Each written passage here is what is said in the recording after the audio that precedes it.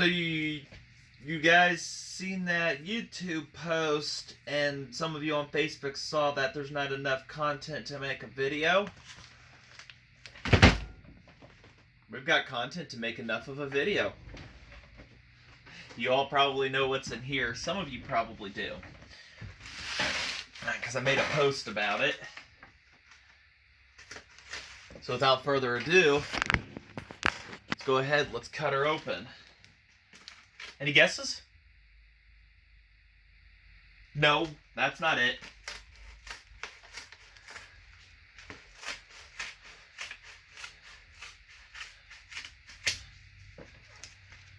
I wonder if it'll slide out easily, or if it's going to be a pain in the tush. Now, I do want to save this.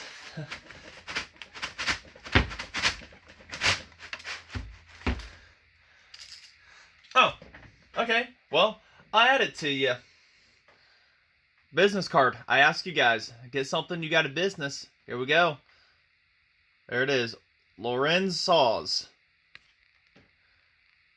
Any contact info there. There's his info. There you go. I'll put that on the shelf. Call him. Specializing in chainsaw repair, maintenance, and restoration. So, you're out in the state in Oregon. There you go. Give him a call. He'll help you out. That's who I bought the Model 77 from. I will keep that card right there.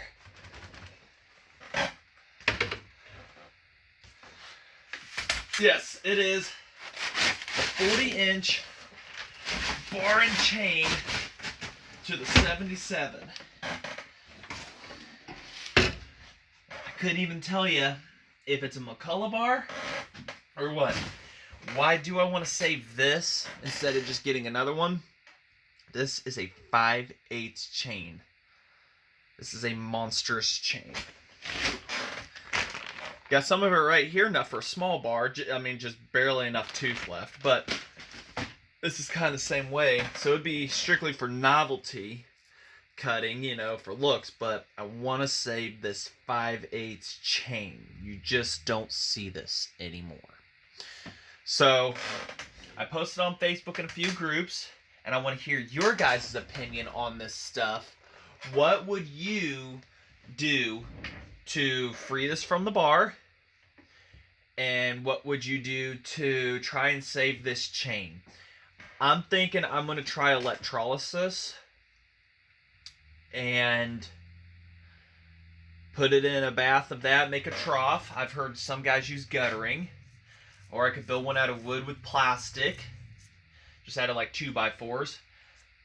And use electrolysis as a process to do this. Now, I got to look up and see how other guys have done chainsaw bars with electrolysis. You know, battery chargers, and you got to use a sacrificial metal like a tin can or something. You hook that to positive, the bar, you wire it up and put it on negative, and it draws the rust away.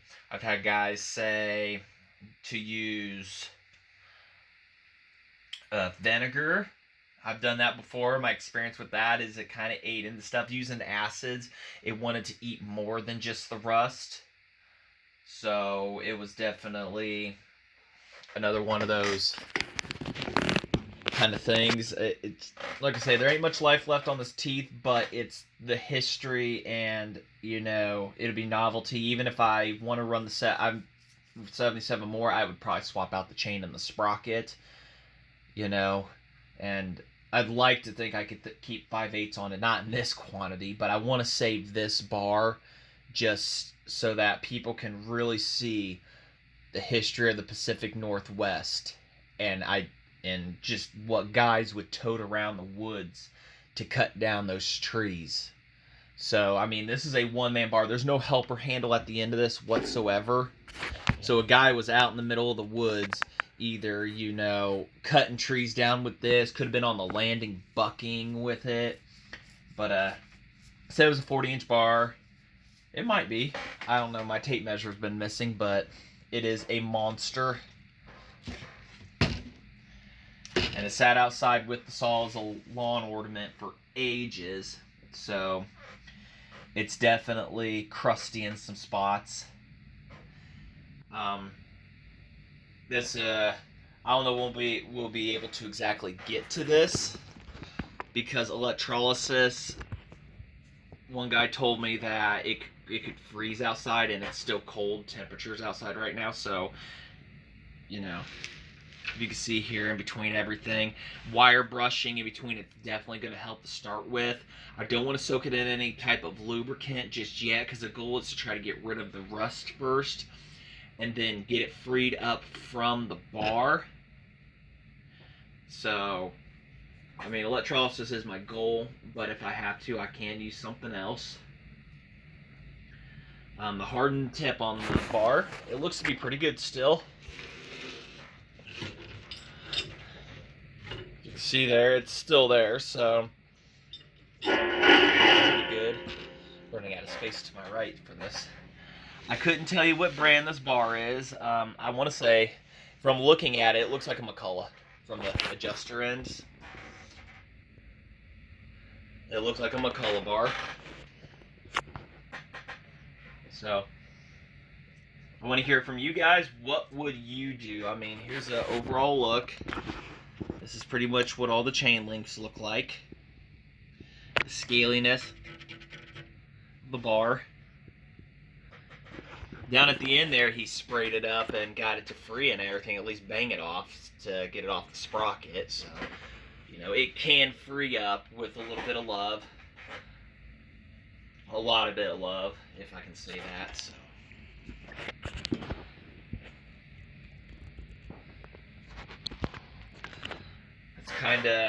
That's going to be kind of a future, a lot of research, a lot of things. Like I said, I'll probably take a wire brush on the drill and just go down everything here to start with to loosen up the tough stuff. And then we'll think of some stuff. Evapo-rust was another idea, but that's $18.99 a gallon. So it had to take a couple gallons of that at minimum to be able to put for this thing to sit underneath. I've heard it works good. So it's one of them decisions. Would anybody happen to know, because I've got a battery charger, but it's one of those automatic ones, would hooking it to a battery and then using the battery for electrolysis be a good idea? So that it's constantly trickle charging the battery itself. I'm going to see if it'll actually work that way or not, or, you know, as the battery's draining, will the battery charger be able to also maintain and hold it? So, one of them things. So right now, hooked to the tractor, I probably end up using the $20 tractor battery. So it's just, there's some ideas out there and whatnot, and cheap power sources that can pump into the water. 1 tablespoon of baking soda per gallon of water, and water, as my dad would say, water flows free, in quotes. So, as you know, baking soda's cheap, water's cheap. So I may go around the flea markets, try to find a cheap battery charger, you know, stuff like that, an old school one. Try to look around. So, like I said, there's not much life left on the teeth, so it'd be kind of for novelty purposes. You can see, just enough to put an edge on them and just run it. Just see, you know, just people can really see how the monster was, how men were back in the day, and where we've come from to why we have what we have now. Teaching that history, showing it, and I'm learning too as we go when it comes to this. You know, big old monster gear drives down to smaller ones that can turn 14,000 RPM and like a third of the weight easy. Quarter of the weight. So, you know, that's what I'm showing. And it's also nice to be able to learn that process too. So, also, since we're still making the video, what have I done? The picture I put up saying there wasn't enough content. Well, we have this that showed up today. So the content continuing with this real quick. I'm not taking the gearbox off. It turns smoothly, it turns freely and everything, so that's good. I cleaned it out, washed it out, flushed it here, really good. Sprayed it with carb cleaner, just drenched a can into it to get any water out of it. I gotta toss some little bit of light lube inside of it. The gears look fantastic that I can see. Absolutely everything when it comes to any kind of free play or anything like that, everything is just spot on. I tried taking this out. I used heat. I used the impact. It is seized. Heat and repeat, penetrating fluid, everything. It is seized. So when we go to add gear oil to this, we'll have to add it through here. And your level is in the middle of this X is your height that you go for. So if I've never explained that. And this is where your oil fill is for your bar, and they are separate containers. So the oiler may have to be attended to. I need to put some oil in that, see if it works or not. I couldn't tell you, but at least it works. I cleaned the whole saw body, degreased it, scrubbed it, everything on the inside of the intake, inside the crankcase, got as good as I could, got her nice and cleaned up the best I could. I may go through and do some final scrapings where the clip goes.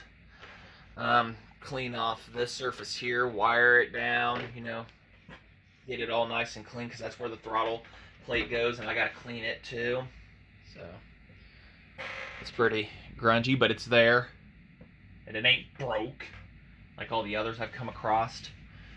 So everything's coming out pretty good on her so far. I contacted the guy who's helping me with tracking down parts and stuff, getting the crankshaft for it, a potential crankshaft, starter, muffler. He says he's looking for the wear plate, which is in review. This thing right here to get me a spare one. I asked about it. He said, yeah, but it's buried amongst parts, and the part number was he had one wrote down, but nobody had the exact because the IPL didn't show it. So, but it's this part right here. He says he wants to toss in, so he was going to search that, and this guy has got thousands of McCulloch parts, so he's looking for one of these for me. This one is in very, very good shape, very little wear. I suspect it has been changed in its lifetime at least once. So there's that is what he's looking for me, and then he'll ship everything. I have what I'm trading for the stuff. So that, what I was saying. Also, when it comes to the gas tank here, fuel line I had gotten was, it fits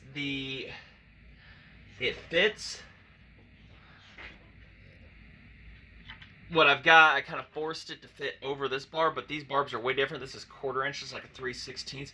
So I've got a 1/4 inch fuel line that will and won't work, so I'm going to have to figure out adapters when it comes to things. So when it comes to barbs and everything, I got another fuel line size on the way that'd be about halfway in between these.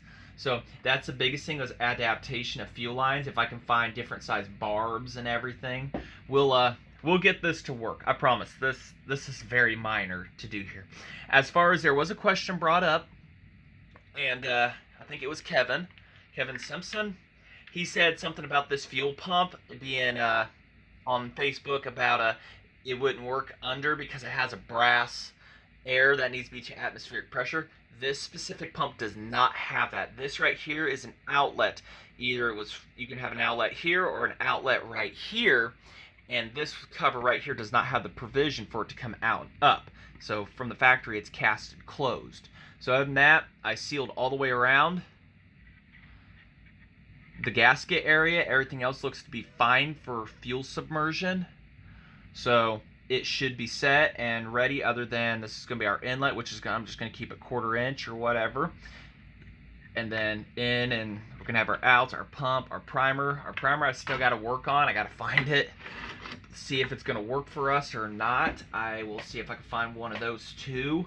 If not, then I'll have to figure out a way how to prime the carburetor, which I know I'll have to take off the top, squirt fuel down inside, and fire it up that way. But as little as this is going to be used, it does not hurt my feelings if the primer the factory primer ever works again.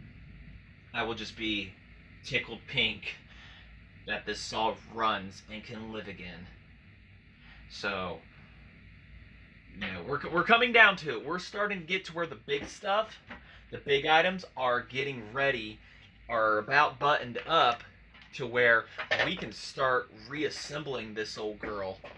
And I know it's getting to that excitement moment right here. I mean, the carburetor, I lost the video putting it back together, so, and everything. I wish I'd kind of combined it with the disassembly, making a diaphragm back there. So all the major components here are cleaned, assembled with new parts, and ready to go, pretty much. So we've, I'll look in the box there, see what else we've got and anything else. I mean, we've got our cylinder and piston rings over here. A base gasket, I gotta cut one of them. I gotta get another roll of material. So, you know, we're definitely coming down to the final things here of what is, like I say, we're just waiting for the final of the crankshaft and stuff being sent to me. And I've got the original one right there, and I still want to try and get it sent off and fixed. You know, I've contacted Jeremy about that, and so I'll probably do that too, just to have a good backup crank.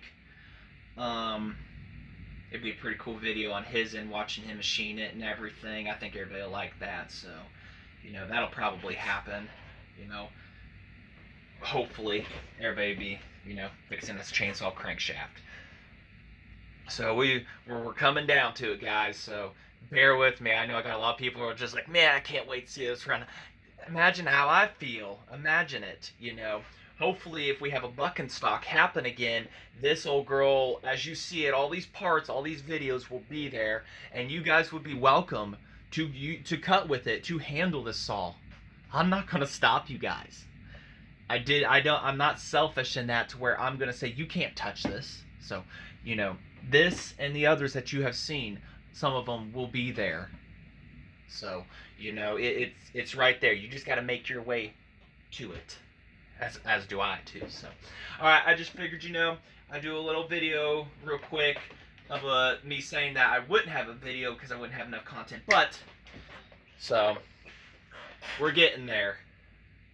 We're gonna be there real soon on stuff. So I got a couple, you know, there's some things I do off camera and here and there, and so get the gearbox lubed and stuff and whatnot, double check some stuff. But overall, we're almost there. So, like I say, I clean stuff off camera because cleaning is something that people just don't, you just don't like. It's like me watching somebody do body work. I don't like body work. I don't. I can do it. I just hate it. I don't know what it is. So, all right, going through, I'm just rambling on. So, all right, I just want to say thanks for watching, and we've got some stuff to do. When the fuel line arrives, we'll get this finished up, summarized up, and, you know, I'll sit here and think about some more stuff off camera on it and how to finish plumbing on the inside of it. So, until then, thanks for watching.